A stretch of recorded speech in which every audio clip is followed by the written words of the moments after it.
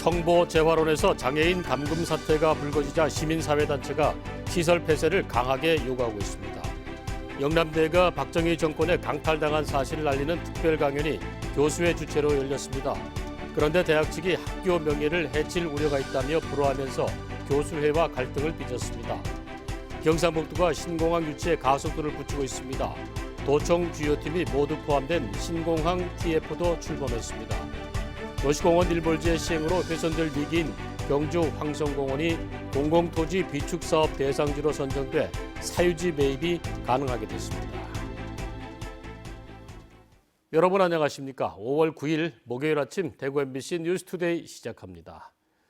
오늘도 우리 지역은 대체로 따뜻하겠지만 대기가 건조해서 불씨 관리에 각별히 신경 쓰셔야 될 것 같습니다. 자세한 날씨를 김영은 기상캐스터와 알아봅니다.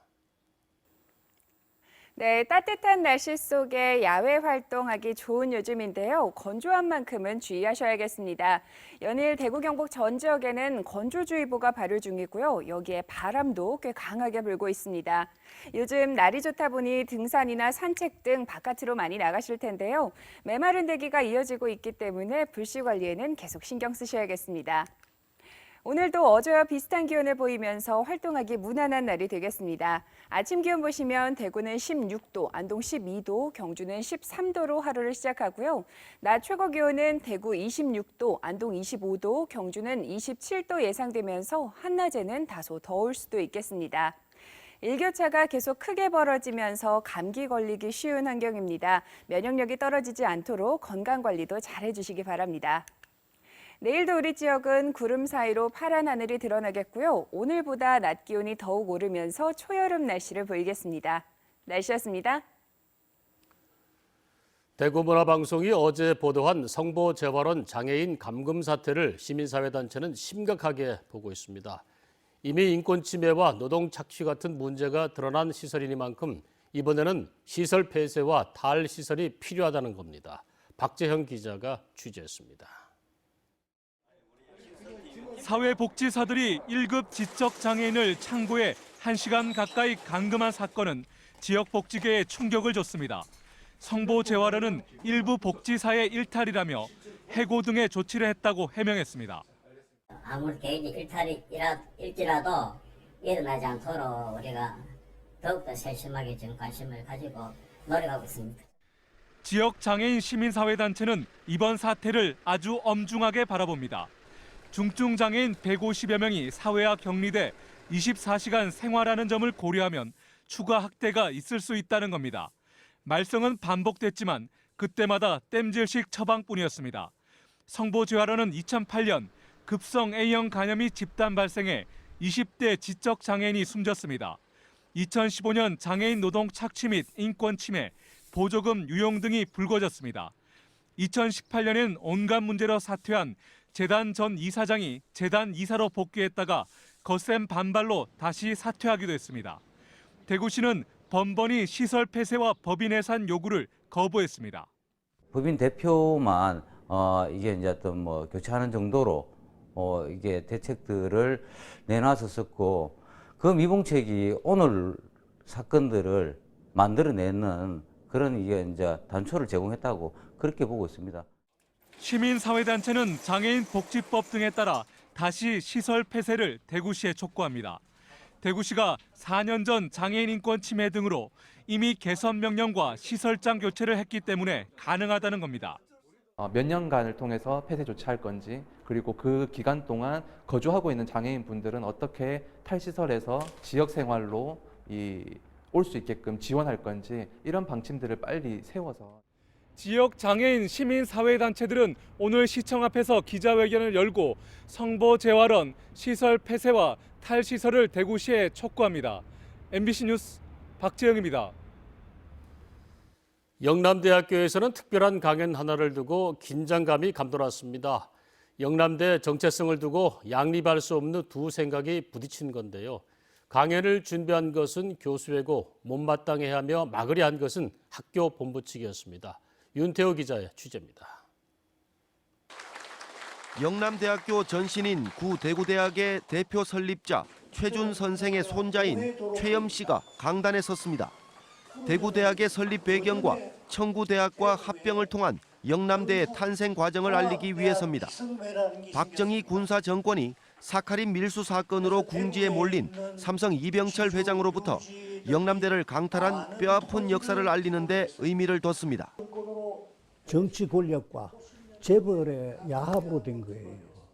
우리 뜻에 반해서 태어났지만은 그 대학이라는 한 생명체를 우리는 도와줘야 된다. 이러고 돌아가셨거든요.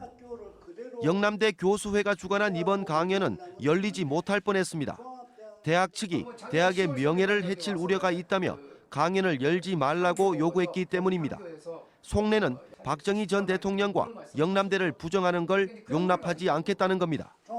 교수회는 역사를 제대로 아는 것이 중요하다고 판단해 강연을 열었습니다.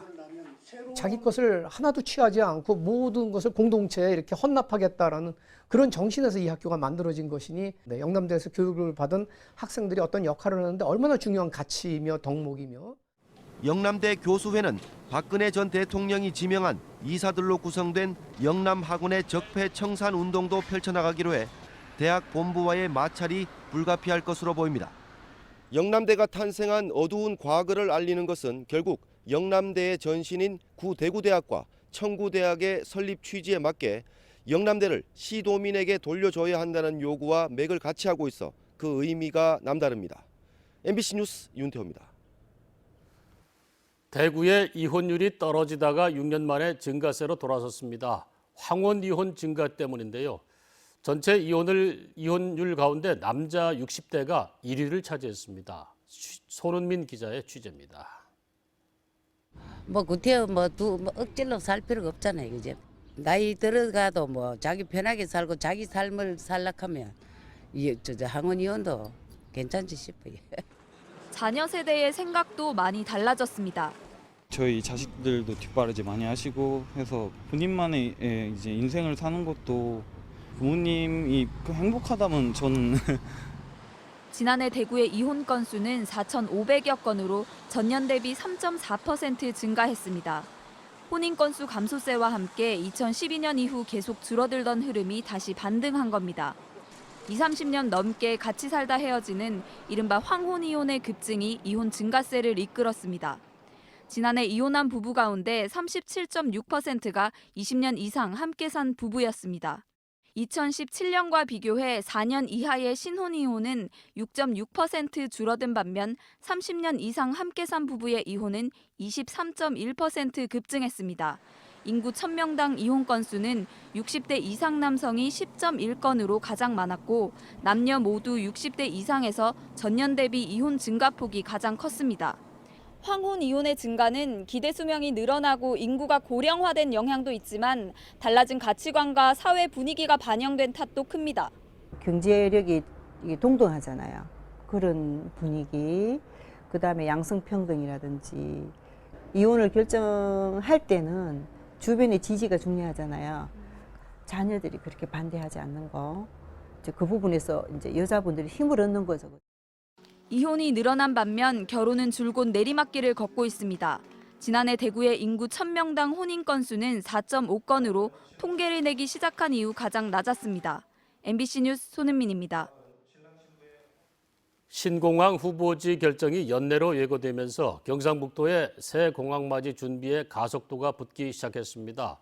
국내 항공, 공항 전문가들로 대규모 자문위원단이 꾸려졌고 도청 주요팀이 모두 포함된 매머드급 신공항 TF도 출범했습니다.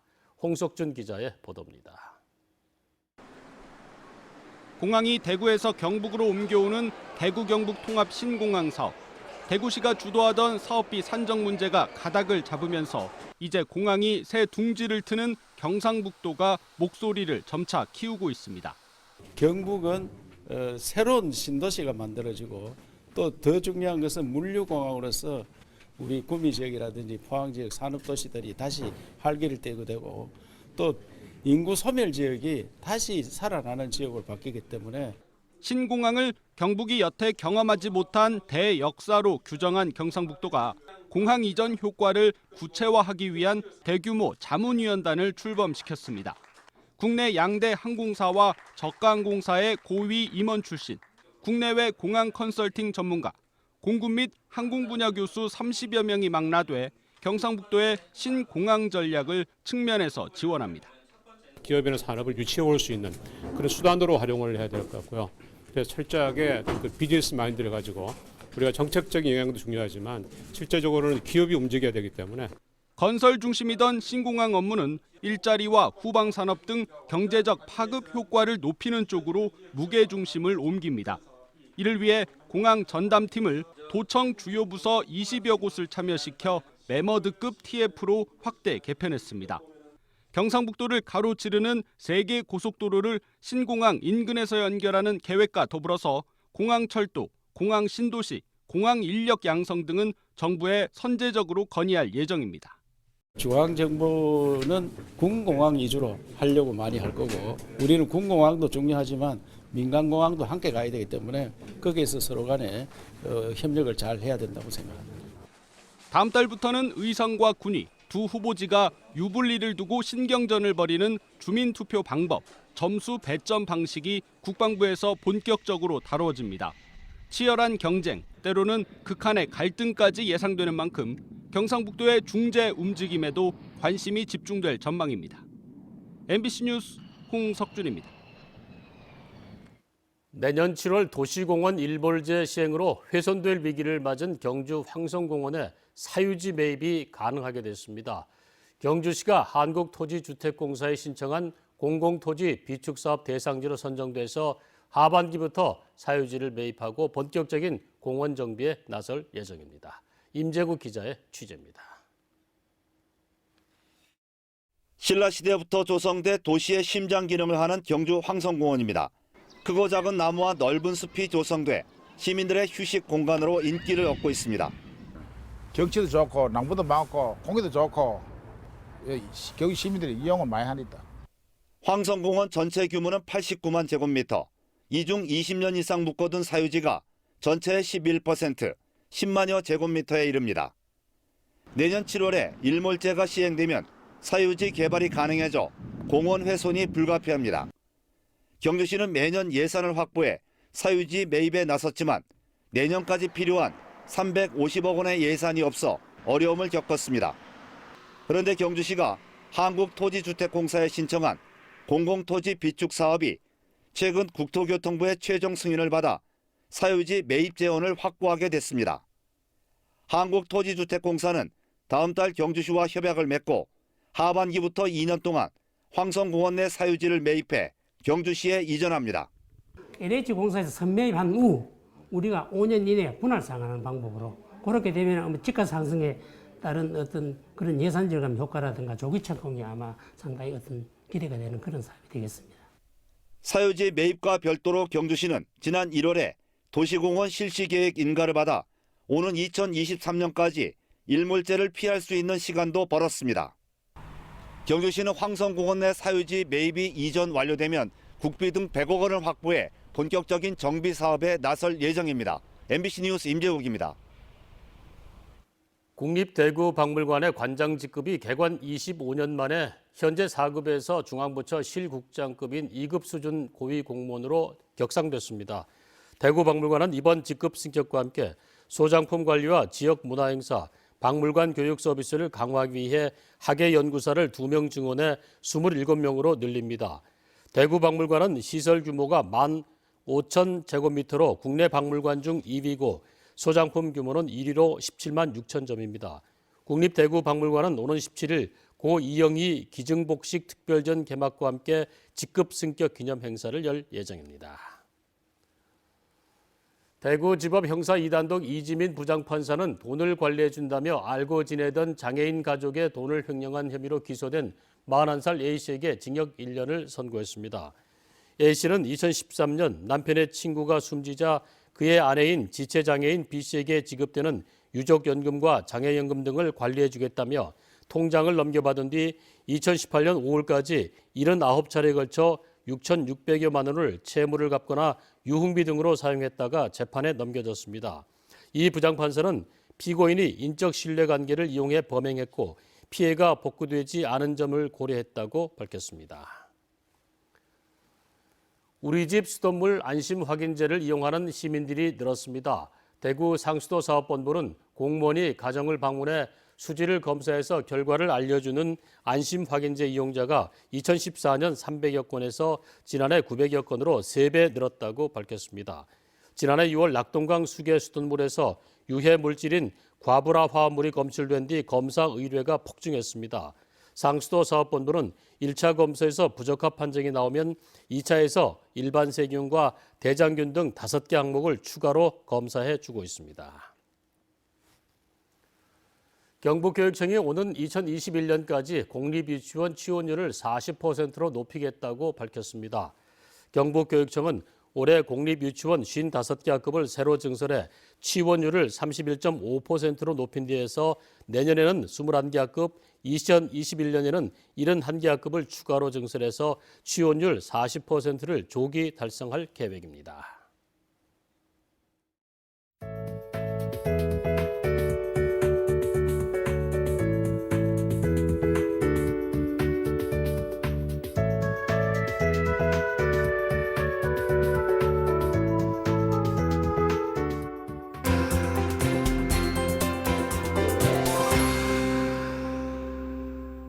따뜻한 날씨 속에 야외 활동하기 좋은 요즘인데요. 건조한 만큼은 주의하셔야겠습니다. 연일 대구 경북 전 지역에는 건조주의보가 발효 중이고요. 여기에 바람도 꽤 강하게 불고 있습니다. 요즘 날이 좋다 보니 등산이나 산책 등 바깥으로 많이 나가실 텐데요. 불씨 관리에는 더욱더 주의가 필요하겠습니다. 오늘은 어제와 비슷한 기온을 보이면서 활동하기 무난한 날이 되겠습니다. 아침 기온 보시면 대구는 16도, 안동 12도, 경주는 13도로 하루를 시작하고요. 낮 최고 기온은 대구 26도, 안동 25도, 경주는 27도 예상되면서 한낮에는 다소 더울 수도 있겠습니다. 일교차가 계속 크게 벌어지면서 감기 걸리기 쉬운 환경인데요. 면역력이 떨어지지 않도록 건강관리도 계속 잘해주셔야겠습니다. 위성 영상 보시면 오늘은 서해상에 위치한 고기압의 가장자리에 들면서 전국이 대체로 맑지만 가끔씩 구름도 끼겠습니다. 자세한 지역별 날씨입니다. 대구의 아침 기온 16도, 고령 8도로 출발합니다. 낮에는 대구와 고령 모두 26도로 평년 기온을 보이겠습니다. 상주의 이 시각 기온 13도, 구미 14도로 하루를 시작합니다. 낮 기온은 상주 26도, 구미 25도로 따뜻한 날이 되겠습니다. 안동의 현재 기온 12도, 영주도 12도 보이고 있습니다. 낮 최고 기온은 안동 25도, 영주 24도로 일교차가 크겠습니다. 포항의 아침 기온 16도, 낮 기온 26도 예상됩니다. 바다의 물결은 최고 3m로 일겠습니다. 내일도 우리 지역은 구름 사이로 파란 하늘이 드러나겠고요. 오늘보다 낮 기온이 더 오르면서 초여름 날씨 보이겠습니다. 날씨였습니다.